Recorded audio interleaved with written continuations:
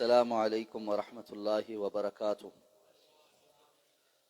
بسم اللہ الرحمن الرحیم۔ اللہم صلی علی محمد وعلی آل محمد کما صلیت علی ابراہیم وعلی آل ابراہیم انک حمید مجید۔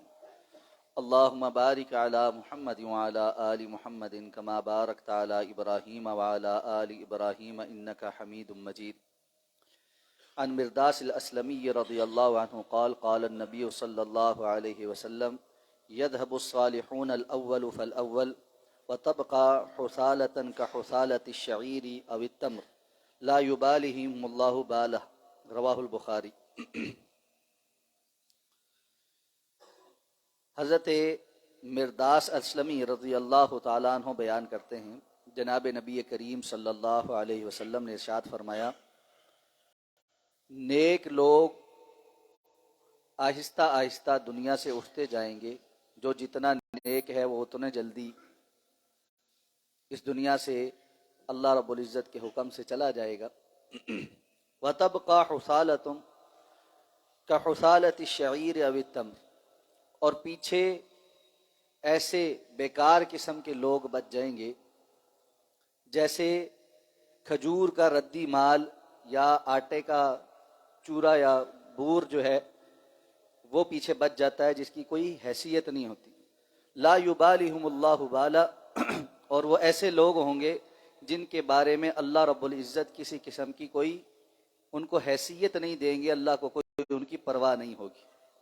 یہ حدیث مبارکہ صحیح بخاری کی حدیث ہے۔ کسی بھی معاشرے کے اندر خیر اس وقت تک موجود رہتی ہے جب اس معاشرے کے زیادہ لوگ نیک اور صالح ہوں، اور اسی طرح اگر یہ صالحین ختم ہو جائیں تو معاشرے بدترین ہو جاتے ہیں۔ یہی وجہ ہے کہ ہم سابقہ امتوں میں اور اقوام میں دیکھتے ہیں کہ جب برے لوگ زیادہ ہو گئے تو اللہ تعالیٰ نے انبیاء اور ان کے ساتھیوں کو ہجرت کا حکم دیا، اور جب وہ لوگ اس بستی سے نکل گئے تو پیچھے جو بدترین لوگ تھے ان پر اللہ کے ایسے عذاب آئے جن سے کوئی بچ نہیں سکا۔ رسول اللہ صلی اللہ علیہ وسلم نے اللہ تعالیٰ سے اپنی امت کے لیے دعا مانگی تھی کہ جس طرح سابقہ امتیں ایک ہی عذاب سے برباد اور ہلاک کر دی گئیں، اس طرح میری امت ہلاک نہ کی جائے۔ آپ کی یہ دعا قبول ہوئی، تو اس کے نتیجے میں اب ایسے عذاب تو نہیں آ رہے کہ جس کی وجہ سے صفحہ ہستی سے ساری امت کو مٹا کر کسی نئی امت کو بھیجا جائے، لیکن قیامت کے قرب میں اللہ رب العزت نیک لوگوں کو اس دنیا سے اٹھا لیں گے اور پیچھے بدترین لوگ باقی بچیں گے جن پر قیامت قائم ہوگی۔ رسول اللہ صلی اللہ علیہ وسلم کی دوسری حدیث ہے، آپ نے فرمایا کہ اللہ تعالیٰ قیامت سے قبل علم کو اٹھا لیں، اور علم کا اٹھایا جانا علماء کی فوتگی سے ہوگا، یعنی علماء اللہ رب العزت کے ہاں چلے جائیں گے، پیچھے جاہل قسم کے لوگ رہ جائیں۔ آپ نے فرمایا پیچھے جاہل لوگ رہ جائیں گے جن کو لوگ اپنا سردار بنا لیں گے، وہ خود بھی گمراہ ہوں گے اور لوگوں کو بھی گمراہ کریں گے، اور یہ مشاہدہ عام ہوتا جا رہا ہے۔ کبار علماء اس دنیا سے اٹھتے چلے جا رہے ہیں اور ان کی جگہ لینے والا کوئی نہیں،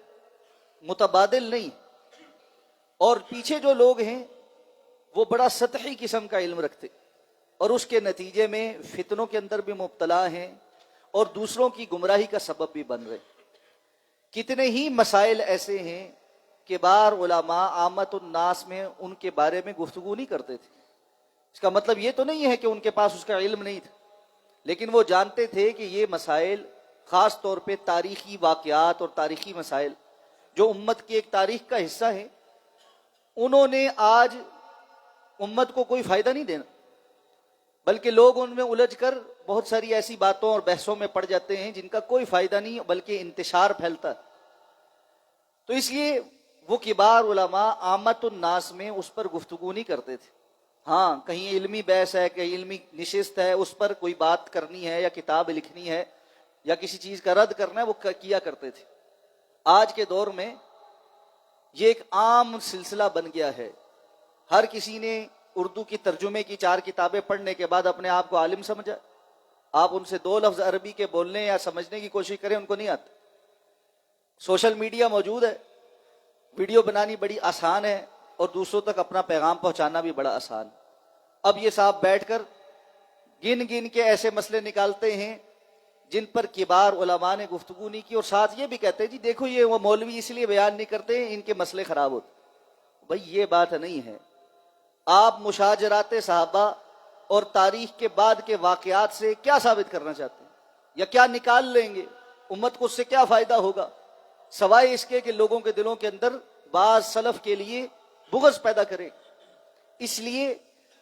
فی زمانہ ایسے جاہلوں کی بہت کثرت ہو گئی جو علم کے نام پر ایسے موضوعات کو چھیڑتے ہیں جن کا بیان کیا جانا کسی قسم کے فائدے کو نہیں لے کر آتا، اور خاص طور پہ عامت الناس کے سامنے جن کو اور بہت سارا خیر کا کام سکھانے کی ضرورت ہے۔ رسول اللہ صلی اللہ علیہ وسلم نے اسی لیے حکمت کے ساتھ دعوت میں یہ بات وہی تھی کہ بشرا ولا تنفر، تم بشارتیں دینا، نفرتیں نہ پھیلانا۔ یہ نفرتوں کی باتیں، اور سارا ٹائم یہ کہ جی کوئی بھی بندہ علماء میں سے اللہ کا تقوی اختیار کرنے والا نہیں ہے کہ وہ یہ باتیں لوگوں کے سامنے رکھے۔ سارا تقوی اس صاحب کو ہی ملا ہے جو دوسروں کے سامنے اس قسم کے مسئلے بیان کر رہے۔ تو اللہ کے رسول نے فرمایا نیک لوگ اٹھتے جائیں گے اور پیچھے ایسے ردی قسم کے لوگ رہ جائیں گے جن کی اللہ کو کوئی پرواہ نہیں ہوگی۔ اس سے ایک بات اور بھی پتہ چلتی ہے، اور وہ یہ کہ معاشرے میں جو نیک لوگ ہیں ان کی قدر کرنی چاہیے، اور جو جو جہاں پر میسر آئے اس کے ساتھ تعلق مضبوط کرنا، اللہ کی خاطر محبت کرنا، اخلاص کے ساتھ ان کے پاس سے استفادہ کرنا۔ کبار علماء اس وقت بھی الحمدللہ موجود ہیں، ان سے استفادہ کریں، ان سے فائدہ اٹھائیں۔ یہ بیکار قسم کے لوگوں کی جن کی فین والنگ کے پیچھے بندہ کہتا ہے جی اچھا جی اس کی زبان بڑی دراز ہے، یا یہ کہ جی یہ بولتا بڑا اچھا ہے، اس قسم کے لوگوں کی ویڈیو سننے اور دیکھنے کے بجائے جو علمی نشستیں ہیں، بڑے مشائخ ہیں، ان کی گفتگو سنیں، اس سے استفادہ بھی ہوگا، فائدہ بھی ملے گا۔ فضیلت الشیخ مولانا ارشاد الحق عصری صاحب حفظہ اللہ تبارک و تعالی، حافظ شریف صاحب، فضیلت الشیخ حافظ مسعود عالم صاحب، فضیلت الشیخ ڈاکٹر فضل اللہ صاحب، فضیلت الشیخ ڈاکٹر حماد لکھوی صاحب، قاری صہیب احمد میر محمدی حفظہ اللہ، اور ان جیسے بہت سے دیگر مشائخ ماشاءاللہ جو رسوخ علماء ہیں، علم رکھتے ہیں، رسوخ رکھتے ہیں، ان کی گفتگو سننے کا موقع ملے تو بندے کو سننی چاہیے۔ فضول بیکار قسم کے نئے نئے آنے والے لوگوں کی ویڈیو سن سن کے دماغ بھی خراب کر رہے ہیں، اور آ کر پھر لوگوں سے پوچھ رہے ہیں جی یہ کیا ہے، وہ کیا ہے، فلاں ہے کیا ہے، ویسے کیا ہے،